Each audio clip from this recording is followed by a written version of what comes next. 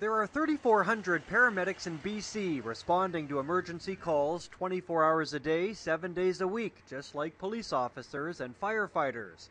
But according to the BC Ambulance and Paramedics Union, that's where the similarities end. As paramedics, we know that we respond to the same working environment as our colleagues from police and fire, and we think that we should be treated equally when it comes to our wages as well. Wages are the biggest issue as paramedics and the BC Ambulance Service negotiate a new contract.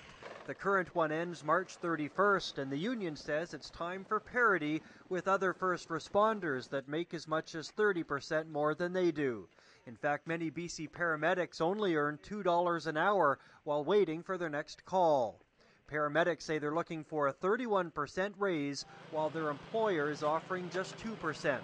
Then there's the issue of danger on the job while dealing with the public. They may not have all their senses because of the accident scene or because of mental status or alcohol or street drugs.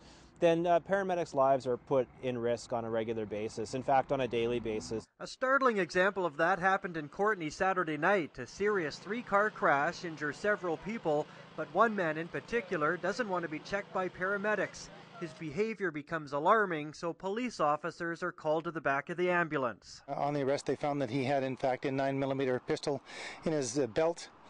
The pistol was loaded. Paramedics say this is proof of how dangerous their jobs can be and dispute a comment made by management that they are more like healthcare workers than emergency response workers and should be paid accordingly. I think it's time for the BC government and the BC Ambulance Service to wake up to the fact that paramedics are out there every day risking our lives. No one from BC Ambulance was available to talk about wage parity, but a statement sent to CHEK News stated there's no known wage parity between emergency responders, at least in Vancouver.